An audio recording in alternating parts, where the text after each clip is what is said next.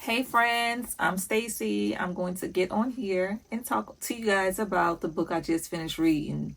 So get cozy. We're booked with Stacy for today. He's never going to have his cycle. He's never going to extend.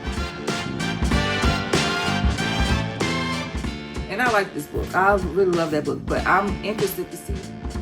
I don't say they drug for the family, but they were very fancy. But I will read this book, give it a chance and see.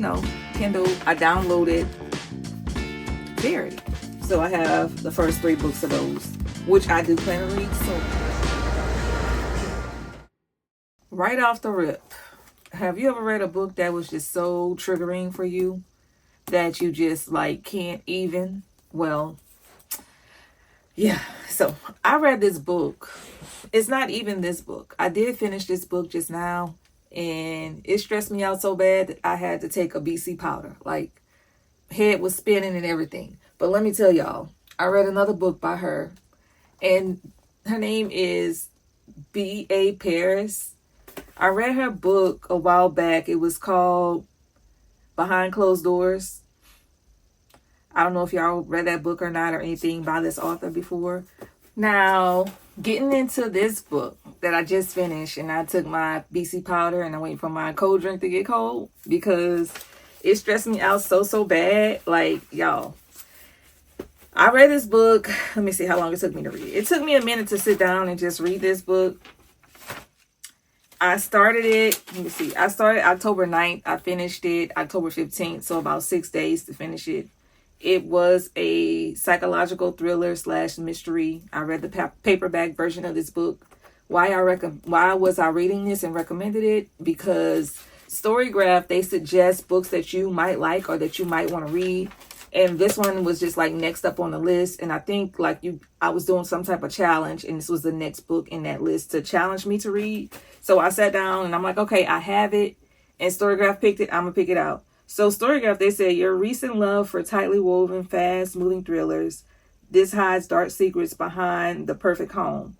So since I read The Villa and The Wife Upstairs and Jane Eyre, it just basically was a housebound mystery and a story that digs into social and personal identities that I've been interested in lately. So I see why they recommended it to me. It wasn't bad. This book wasn't bad. My first thought, I was like, when are we going to start talking about The Therapist? That's the name of the book. So are we going to start talking about it? And I'm on page 10 at this point, and they still haven't gotten to it. So this stranger comes up to the house, and he is let in by the new homeowners. And she is the only one who's seen him, and he got in and out for some reason. And it just goes from there with the domestics and the things that happen in that little tightly woven community. And it's I want to say it had me in the mind of living in London, because her husband was going back from, his name was Leo, her name was Alice. They had a lot of characters in this, but each little house was a subgroup of the characters living in it. So Leo and her were the newcomers in this house. Her neighbors were this older couple, Lorena and Edward. Then they had this woman named Eve. They all were the older couple, I think they were much older than them, but all the younger couples that lived there, they were home buyers or first time homeowners. Leo and her, she was 38. They reiterated the age. She was 38 years old. I think Eve was 35, and they were just going off of the age between 30 and 40 years old. So I love the age range within these characters. They were very age appropriate for me. So to me, that was realistic. So she let this man in. Her husband, at night, he started hearing things at night. She started hearing things in their house at night. So me reading this book at night, I was kind of jittery a little bit, because I'm like, oh Lord, what I done got myself into reading. And I'm thinking, do they have a flogger in this house? And I know y'all seen that show about floggers and people living in your attic or in your basement or underneath the house and that type of stuff. So in my mind, I'm like, whew, they stressing me out, because I think they got a flogger in this house. Something is going on in the house. So like I was saying, so she has her Eve, Maria, Tamsin, Connor, there's a Mark. They had a whole bunch of characters living in these different clusters of the house, tightly woven, tightly knit, to where everybody knew everybody's business, in and out, like a little small little gated community. So the husband, I thought the husband and one of the ladies was involved with what happened in that house. And I want to ask people that are from London or from the UK, what is a miscarriage of justice? Because they kept on talking about, oh, there was a miscarriage of justice. And it just sounds like intriguing because I never heard, I know what a miscarriage is. I know what justice is. And I'm like, so the miscarriage of justice, like somebody was wrongfully due or somebody did something that was, the law basically prejudged a situation. So I don't know what a miscarriage of, I'm just putting two and two together. That's what a miscarriage of justice is for me. But if y'all can put in the comments, if you know what a miscarriage of justice is, I'll be grateful for that. I didn't Google it, but just tell me like in conversation if you've heard of that term, miscarriage of justice. On page 140, the circle is protecting someone. That's all I was like thinking throughout this book. This circle of homes, somebody is being protected. The quote that I had in this book, I'm a great believer that fate takes you where you're meant to be. That was on page 185. She had another quote in here, a bunch of them. Blood is thicker than water. That was a really good quote in here too. Don't let guilt consume you. We all make that mistake. So that was another quote that she had in this book. She had a lot of great quotes in this book. Let's see, what else do I have? I don't know how it read as an audiobook because I read this book physically. It might read like a story, but I don't know if they have an accent or not, being that she is in the UK.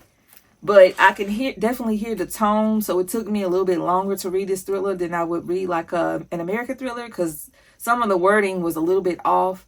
But I totally got, it was in plain terms. Like it was totally in plain terms. You can read it. So would I read it again? No. Would I recommend this? Yes, I definitely would recommend this if you want to be scared, if you want to be stressed out, if you want like that type of jump scare thriller. Yes, go for it. It was fun reading it. The theme and characters that resonated with me, like I said, everybody was in their 30s. The main character was 38. A lot of the characters were 35, 38, like with children, without children, contemplating marriage with their partner and choosing not to get married to their partner. Just a lot of life, community, different things. Also, it was big on 35-year-olds or 38-year-olds making new friends. Like, you know, people get cliquey when you get to that age and they don't want to accept new people in their friend groups. So that was interesting to me too, because I was like, okay, how do you find, if you're new in town, how do you find friends? And I don't know, maybe BookTube, YouTube, you find friends. Anyways, so they didn't have any of like the social quirks that we have, like quirks like internet, or they can Google, but they weren't heavy in it like we are talking to the computer like this. So this what emotions and thoughts, like I said, it stressed me out, made my head hurt a lot. So I'm like, am I getting a headache or a migraine trying to piece this together and figure it out? It made me think about the author, my opinion, I thought she was cool. Like, I like how she put this story together. You could tell she really did her research about therapy and about therapists. And she really put it together on how she wanted to portray this novel from start to finish. It didn't seem rushed to me. Like I said, like it was very well planned and well written. I didn't know about this author. She had 5 daughters, so I don't know their ages or anything like that. But she's a great writer so far. This is the second book I read by her. I plan on reading this one, The Guest. And I didn't read the synopsis yet, but I read like a sentence and I just bust out laughing because I was like, what the heck? So I know this one's going to be a crazy ride too. So her writing style, I gave her a 4 out of 5. Readability, since she is in the UK and, you know, I'm a simple American, I say a 3 out of 5 because it took me a little bit more to get into it. And the pace was good. It wasn't too slow for me, but you know, teach his own. Relatability, I'll say a 4 out of 5. Originality, 3 out of 5. Personal impact, 3 out of 5. Plot, 4 out of 5. And I say originality because I know they have the BBC, those British thrillers that they have a channel for, and they have all those shows, and it reminded me of something like that. Like, this could definitely be a true crime Brit show. Overall, I gave this book a 3.75, closer to a 4 rating. What I liked is, like, it kept you guessing every page. And you're like, oh my God, like, can y'all just please just, who did it? It was like a who done it. So if you're in the mood for like a who done it, yes. And you think you got it and you're like, oh no, I thought this, or she wrote it like, wait, she want me to think that this person is guilty? I don't know. So it had me questioning the husband and the wife throughout the whole story. That's just where I was thinking, but it did stress me out. What wasn't my cup of tea was all these characters definitely was playing in our face. Like, everybody had potential to be the suspect. It made my hair hurt. So I will say, yeah, it made my hair hurt. So I really loved the quote, blood's thicker than water. They had zero spice. She had another quote in that book too. And it was like, are people born evil or do they turn evil? So that was interesting. I want to know what y'all think about that too in the comments. Zero spice. But this book, it was definitely challenging for me to read. It was dark, but it was hopeful. It was mysterious. It was tense. She has a sense of humor. It was medium paced. The plot and character, they both really drove this story. There was not like a strong character development because it was just like bam, bam, thank you, ma'am, this character, that character, and it lets you think whatever you want to think about them. So it was more complicated. Nobody was really lovable in this book to me. Everybody was just trying to live life, I guess. So I'm like, all right. They all got on my nerves pretty bad, but the main girl, Alice, didn't get on my nerves as bad as Grace in that other book. Grace wore me down. Like, Grace was too naive. I don't know. But this one, she was like questioning everything to a point where she was asking the neighbors, the dogs, the cats. Like, she was asking anybody everything, but it seemed like she just could not get it. She wasn't letting up. So she wasn't naive. She was very like aware and questioning things and people. Was it diversity in this book? No, I don't know, because they didn't talk about race or anything in this book or diverse. I know they said blonde hair, and this one had blonde hair and that one had short hair, but they really talk about diverse. So flaws in the main character, definitely. All the characters had flaws. So the trigger warnings, I would say, they had bullying. There was a car accident. They had death. Not in any order or anything, but I'm just listing them. There was a death. They had emotional abuse. They had toxic friends, toxic relationships. They had stalking in this book, murder, mental illness, gaslighting, suicide. They had all these triggers in this book. They had a lot of triggers in it. But it wasn't awful. Like, it was subtle, but they did have that going on in this book. So that book, Behind Closed Doors, the triggers in that book, Lord, y'all just have to look them up. Because it was a lot. That book triggered me so bad. And I wish I would have read the trigger warnings first for that one. But I never read trigger warnings first. I'm just going to read it and then I'm going to be triggered by it. And then everybody else going to hear about it. So that's why I'm like writing my notes about this book so I can just get it on out there so I don't forget that I read what I read. So this was a domestic suspense. And I rated this one. I rated Behind Closed Doors 1 star. Goodreads rated that 3.9, 3.8. I rated this one 4 stars. The Therapist who got, I say 3.7, 4 stars. And on Goodreads, they rated this 3.77 to 3. And StoryGraph rated this one 3.6. So, and they have a lot of blurbs on this telling you about and how to read and what they thought about it and how crazy good it was. A delicious web of lies, tense and compulsive. It was tense and compulsive. Very tense and compulsive. So the synopsis goes, Leo and Alice, they just moved in together in the Circle, the gorgeous gated community in London. But when Alice tries to get to know her new neighbors, she discovers a devastating secret about her new home and begins to feel strong connections with Nina, the therapist who lived there before. Alice becomes obsessed with trying to piece together what happened, but none of her new neighbors want to talk about it. Soon it becomes clear to Alice that things are not as they seem, of gripping psychological suspense in this powerful tale of a house that holds the keys to dark and hidden truths. So, this book was wild. It was a whodunit domestic thriller that will keep you guessing until the end of the final page. I definitely agree. Nothing is more deadlier than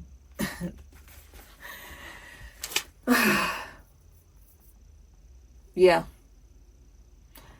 So, if you haven't already, I do recommend reading this one if you're looking for a real good thriller.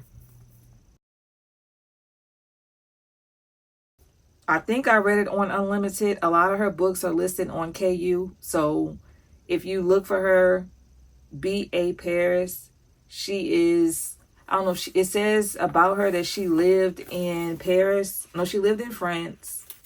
And her husband is from the UK. She has 5 daughters. And she's the international best-selling author of Behind Closed Doors, The Breakdown, Bring Me Back, and The Dilemma. The Therapist, this book is her 5th novel. So that's about the author. But the first book I want to talk about, it was Behind Closed Doors. This book is by this author. Her books are typically on Kindle Unlimited, and they are categorized as thrillers. She's worked both in finance and as a teacher. This book triggered me so bad. I gave it, well, let me just tell you what it's about. So this lady, her name is Grace. She has a special needs sister. And she's found the perfect guy. His name is Jack. This book had 354 pages in it. It came out August 9th, 2016. The synopsis. Everyone knows a couple like Jack and Grace. He has looks, wealth, and she has charm and elegance.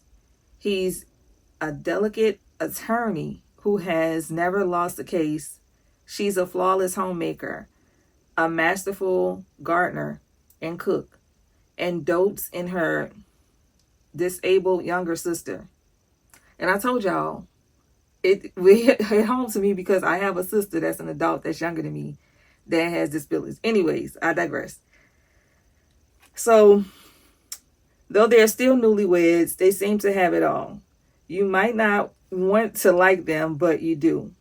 You're hopelessly charmed by the ease and comfort of their home, by the graciousness of their dinner parties they throw. You like to get to know Grace better, but it's difficult because you realize Jack and Grace are inseparable. Some might call this true love. Others might wonder why Grace never answers the phone or why she can never meet for coffee. Even though she doesn't work, how can she cook such elaborate meals but remain so slim? Or why she never seems to take anything with her when she leaves the house. Not even a pen or shutters on all of their downstairs windows. Some might wonder what's really going on once the dinner party is over and the front door is closed. From best-selling author BAPARIS comes a gripping thriller, internationally phenomenal, Behind Closed Doors.